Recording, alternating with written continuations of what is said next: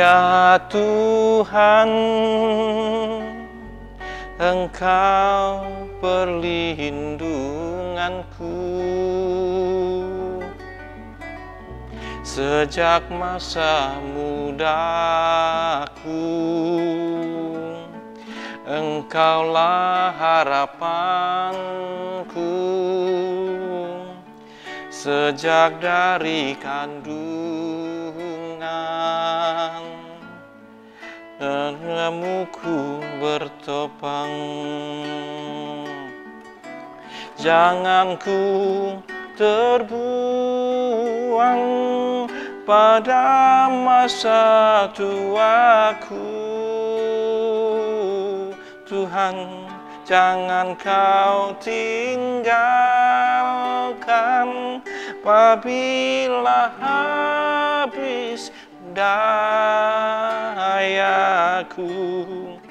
agar aku tak dicemooh, agar aku tak dibenci, karena hanya Tuhanlah perlindunganku. Agar aku tak dicemooh, agar aku tak dibenci, karena hanya Tuhanlah perlindunganku. Ya Tuhan, Engkaulah perlindunganku.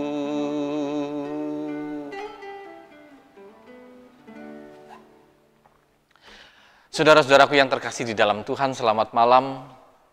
Shalom. Senang kembali bisa menyapa Bapak Ibu, saudara-saudaraku yang terkasih melalui channel ini dalam refleksi setiap Rabu malam. Saudara-saudara, kalau kita mengenangkan hari-hari kita waktu masih kecil, betapa hari-hari kita itu penuh dengan banyak pengalaman.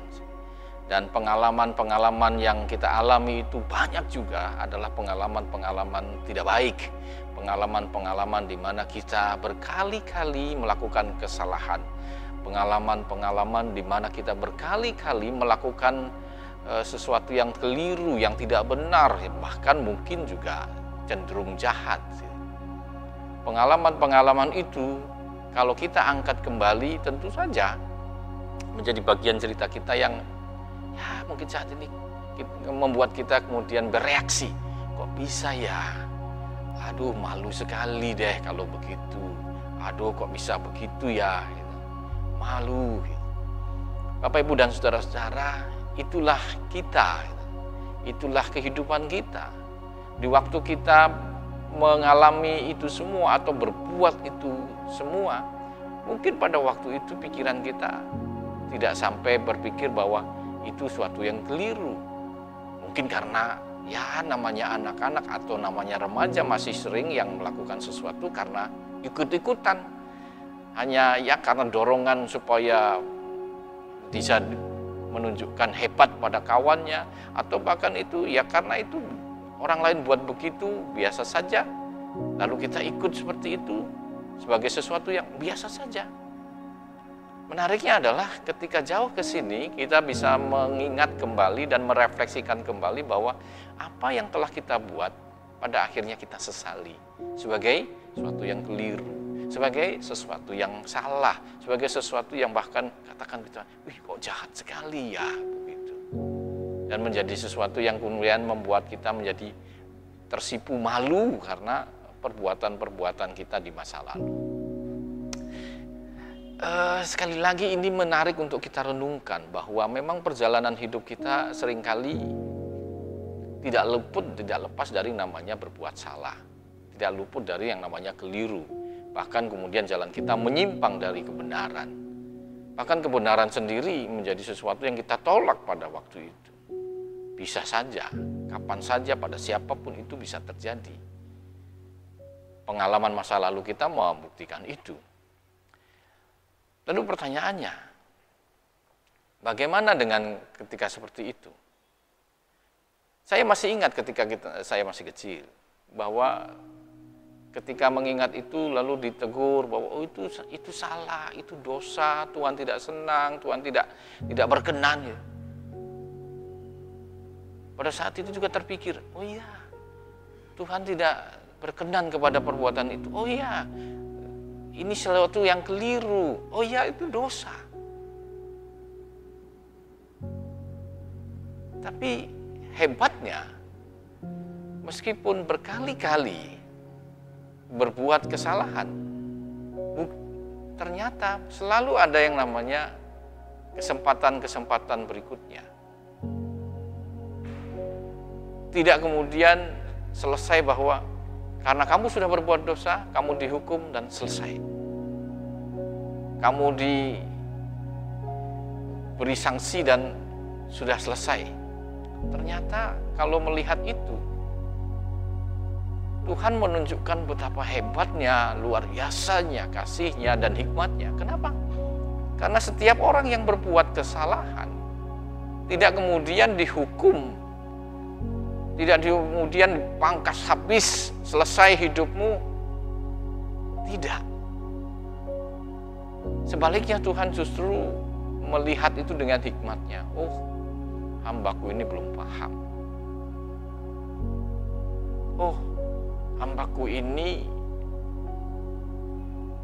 salah menetapkan jalannya. Oh, dia masih terlarut kepada keinginan-keinginannya sendiri. Oh, dia tidak sadar bahwa apa yang dia buat itu membuat dia sebenarnya makin jauh dari kebenaran. Oh, begitu. Dan itu yang mungkin juga Tuhan lihat, Tuhan nyatakan.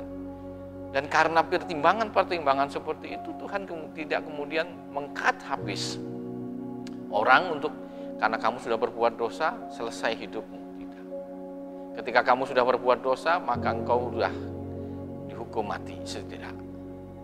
Selalu ada kesempatan lagi, kesempatan kedua, dan kesempatan berikutnya. Untuk orang kemudian melakoni hidupnya, belajar dari hidupnya, belajar dari banyak hal, untuk kemudian menjadi lebih paham tentang apa itu hidupnya, apa itu kebenaran, apa itu jalan hidup ke dalam kebenaran. Bagaimana kemudian pengalamannya membuat ia makin berhikmat, dan hikmat itulah yang membuat dia melihat tentang hidupnya sekarang dan masa lalu yang sudah lewat ia jalani. Sampai di situ, pada akhirnya seperti tadi dikemukakan, kita juga seringkali merasa malu dengan masa lalu kita, malu dengan perbuatan-perbuatan kita yang dulu. Kenapa? Karena sekali lagi, sekarang kita sudah hadir dalam wawasan yang baru, hikmat yang lebih besar, lebih dalam, sehingga ketika kita melihat masa lalu kita bisa menilai masa lalu itu dengan cara pandang yang kini, yang baru, yang penuh dengan nikmat itu. Masa lalu kita yang dulu itu yang diwarnai oleh semangat hanya berbuat tanpa pertimbangan ini dan itu, sekarang kita sudah bisa melihatnya dan menilainya dengan melihat, oh yang itu keliru, oh yang itu salah, oh yang itu jahat, seharusnya jangan begitu, seharusnya begini, seharusnya tidak begitu, yang seharusnya begini, dan seterusnya. Nah, itulah hidup. Bapak, Ibu, dan saudara-saudara yang terkasih di dalam Tuhan, firman Tuhan di dalam Injil Yohanes 8 ayat 2 sampai dengan ayat 8. Kita bisa baca di bagian itu bagaimana firman Tuhan itu bercerita tentang sesuatu. Di sana diceritakan bagaimana orang banyak datang pada Tuhan Yesus dengan membawa seorang perempuan yang tertangkap basah berzina. Lalu mereka membawa kepada Tuhan Yesus dengan kembali mengingat hukum, apa yang harus dilakukan, apa yang menjadi hukum bagi mereka yang kedapatan telah berbuat sesuatu yang dosa. karena zina, berbuat zina. Mereka katakan ini setiap orang yang kedapatan berbuat zina itu akan dihukum dengan dilempari batu. Dan mereka mendesak Tuhan Yesus untuk kemudian merespon, menanggapi itu semua. Lalu apa jawabnya? Sebenarnya Tuhan Yesus tidak mau menanggapi terlalu banyak.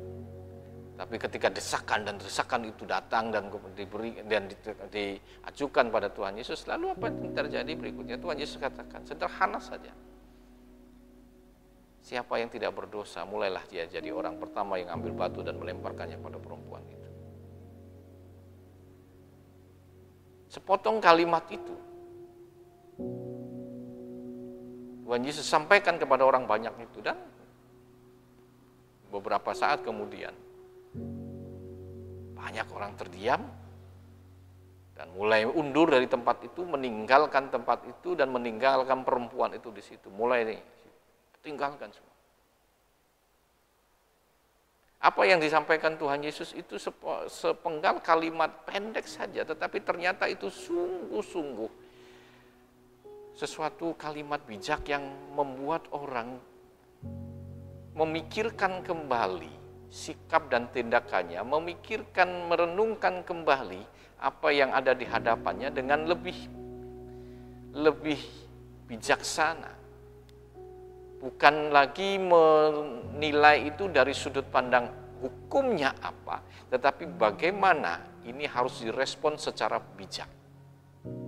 Ketika Tuhan Yesus katakan, silakan kamu yang tidak berdosa, ambil batu dan lemparkan. Di situ semua orang ditantang yang pertama untuk memeriksa diri mereka masing-masingnya. Coba periksa dirimu. Apakah engkau juga tidak pernah berdosa, tidak pernah berbuat satu kesalahan? Satu atau dua bahkan tiga, apakah engkau tidak pernah berbuat kesalahan? Dan ketika orang mau memeriksa dirinya, mereka dapati, ketika mereka meninggalkan tempat itu, mereka sadar bahwa ya saya pernah, saya sama seperti orang-orang lain juga. Saya juga pernah melakukan kesalahan. Saya pernah melakukan kekeliruan, saya pernah melakukan dosa. Mungkin dosa itu tidak terekspos saja. Mungkin dosa itu hanya saya yang tahu atau segelintir orang yang tahu, orang-orang tidak tahu. Tapi saya berdosa. Itu yang pertama, mereka refleksikan. Lalu yang tinggalkan yang berikutnya, silakan ambil batu dan lemparkan. Menantang mereka untuk mempertimbangkan lagi tindakan yang akan mereka lakukan, yaitu berangkat dari hukum, ambil batu dan lemparkan kepada perempuan itu. Mereka paham bahwa saya pernah berdosa, saya pernah melakukan satu yang salah, tetapi ternyata kasih Tuhan luar biasa. Saya tidak dihukum, justru sebaliknya saya diberikan kesempatan untuk kemudian menjalani hidup ini dengan kesempatan baru untuk bisa berangkat dari kesalahan, memperbaiki diri, dan menjalani hidup yang selanjutnya untuk belajar menjadi lebih berhikmat dalam segala sesuatunya. Lebih hati-hati dalam bertindak, lebih hati-hati dalam membuat keputusan. Dan itulah yang membuat mereka kemudian undur dari tempat itu. Mereka tahu bahwa mereka juga pernah berbuat kesalahan, bahkan mungkin dosa, mungkin itu. Tetapi dosa itu ya mungkin karena tidak terekspos saja. Yang kedua, mereka tahu bahwa ketika mereka berdosa ternyata mereka tidak langsung menghadapi eksekusi bahwa kamu harus dihukum, kamu akan selesai hidupmu. Tapi mereka melihat bagaimana kebesaran kasih Tuhan memberikan kepada mereka kesempatan untuk belajar dari kesalahannya, memperbaiki diri, belajar dari kesalahannya untuk belajar untuk menjadi lebih baik, lebih berhikmat, belajar untuk bisa menimbang-nimbang sesuatunya sebelum melakukan, belajar bertanggung jawab terhadap perbuatannya sendiri. Itu yang mereka pelajari dan mereka pelajari dari sini. Sehingga kemudian mereka mengundurkan diri. Menarik itu. Tentu saja menarik. Karena sikap seperti inilah yang sebenarnya menjadi sesuatu yang layak untuk kita kembangkan dan hidupkan. Bahwa hidup itu kita sadar hanya satu kali. Ketika hidup itu direnggut, maka tidak ada lagi hidup, karena yang bisa memberi hidup dan memperpanjang hidup itu hanya Tuhan. Kita bisa merenggutnya tetapi tidak bisa mengembalikannya. Kita bisa mengambilnya tetapi tidak bisa memulihkannya. Coba bayangkan, kalau sesuatu itu direnggut,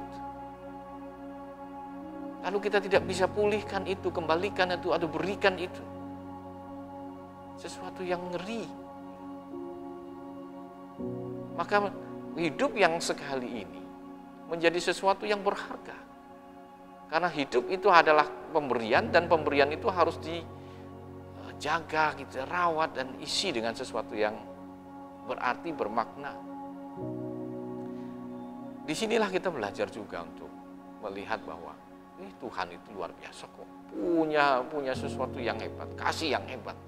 Dia memberikan kesempatan bagi orang. Bukan hanya kesempatan kedua, ketiga, keempat. Berkali-kali Ia memberikan kesempatan. Supaya setiap orang bisa memperbaiki hidupnya. Supaya setiap orang bisa menggali dari pengalaman-pengalamannya. Untuk menemukan hal-hal yang bermakna, berarti. Dan belajar untuk membentuk dirinya sendiri menjadi punya hidup. Dan hidup itu berarti, bermakna.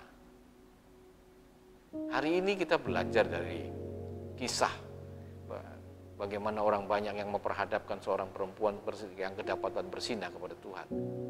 Belajar untuk apa? Belajar juga untuk berhikmah dan bijaksana seperti Tuhan. Ada banyak orang yang berbuat salah. Bagaimana kita menyikapi orang yang sudah berbuat salah? Bukannya memberdayakan, justru kita seringkali membebani mereka dengan hukuman-hukuman. Hari ini kita belajar untuk bagaimana kita menjadi seperti Tuhan. Berani memberikan kesempatan kedua, ketiga bagi mereka yang sekarang ini sedang keliru jalannya, sedang salah jalannya. Pilihan-pilihannya banyak yang membuat dia justru jatuh ke dalam dosa. Kita harus punya keberanian untuk memberikan kepada mereka kesempatan memperbaiki diri. Belajar dari pengalaman hidupnya yang keliru, yang gagal itu. Kita harus berani itu. Yang kedua, kita juga harus berani untuk kemudian hadir sebagai pihak yang terus mendukung, membantu setiap saudara kita untuk punya keberanian dan kemampuan memperbaiki diri. Bukankah memperbaiki diri itu juga ketika seseorang memperbaiki diri, yang dibutuhkan apa? Dukungan. Yang dibutuhkan apa? Kesempatan. Yang dibutuhkan apa? Bukan juga atmosfer, suasana, keadaan yang mendukung mereka untuk memperbaiki diri. Mari kita ciptakan atmosfer yang membuat orang bisa kemudian punya semangat dan keberanian memperbaiki diri. Dan mari kita juga berangkat dari cerita ini.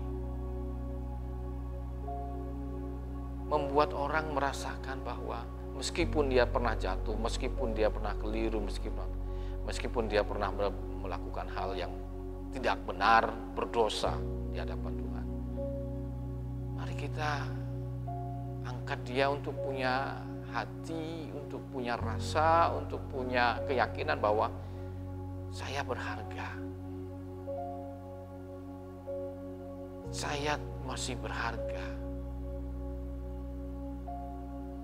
Dari mana itu ia dapatkan? Dari perlakuan kita. Dari sikap kita kepadanya. Ketika kita tetap mengangkatnya, mendukungnya, maka dia pada akhirnya akan tahu bahwa dia berharga. Dan karena dia berharga, dia belajar juga untuk bagaimana menghargai hidupnya. Mengusahakan yang baik-baik untuk hidupnya. Meninggalkan hal-hal yang buruk dan mulai dengan hidup yang baru.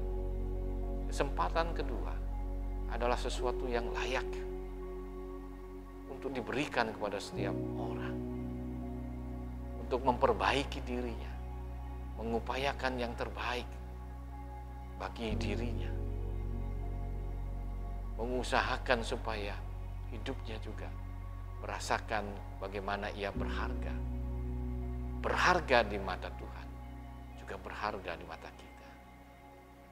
Mari melalui firman Tuhan yang luar biasa ini, kita belajar dari Tuhan Yesus untuk juga menjadi sahabat-sahabat yang mampu memberikan dukungan, memberikan semangat dan keberanian bagi setiap sahabat kita untuk berani memasuki kehidupan kedua, kesempatan kedua, dengan tekad dan komitmen, belajar memperbaiki, belajar mengupayakan yang lebih baik, belajar dari Tuhan, belajar menjadi pribadi yang berkenan pada Tuhan, belajar menjadi pribadi yang berharga di mata Tuhan, belajar menjadi pribadi yang juga membuat setiap orang merasakan kehadiran Tuhan melalui dirinya. Kiranya firman ini terus menyemangati kita dan membangun kita sebagai pribadi dan juga sebagai persekutuan untuk menghadirkan suasana yang menyemangati, yang membangun keberanian untuk setiap orang menjalani kesempatan keduanya dengan optimis menuju kehidupan yang berkenan pada Tuhan. Amin. Kita berdoa. Kami bersyukur Tuhan ketika firman-Mu kami renungkan, ketika kesempatan ini juga kami pakai untuk kembali merefleksikan kehidupan kami. Kami mendapati bahwa Engkau begitu baik. Engkau selalu menolong kami untuk menjalani kesempatan kedua, ketiga, dan seterusnya. Dan dengan pertolongan-Mu lah kami mampu menjadi pribadi yang lebih baik dengan hikmat dan kebenaran daripada-Mu, bisa memeriksa, menelaah kembali hidup kami dan bahkan menilai apa yang sudah kami jalani untuk kemudian menjalani hidup yang lebih baik dan lebih baik di dalam Tuhan. Terima kasih Tuhan untuk refleksi malam hari ini. Kiranya Engkau memberkati setiap kami supaya kami pun bisa memanfaatkan kesempatan-kesempatan yang telah Engkau hadirkan bagi kami untuk kami pakai sebaik mungkin menjadi pribadi yang berkenan kepadamu. Dalam Kristus kami berdoa. Amin. Demikianlah Bapak, Ibu, dan saudara-saudara, refleksi malam kita. Kiranya Tuhan menolong dan memberkati kita untuk terus melihat hidup kita dengan optimisme dan menjalani hidup kita kesempatan-kesempatan yang telah Tuhan karuniakan dengan cara yang benar, baik, dan berkenan pada Tuhan. Sampai jumpa di lain kesempatan. Selamat menjalani hidup dalam panggilan hidup benar dan berkenan di dalam Tuhan. Selamat malam, shalom.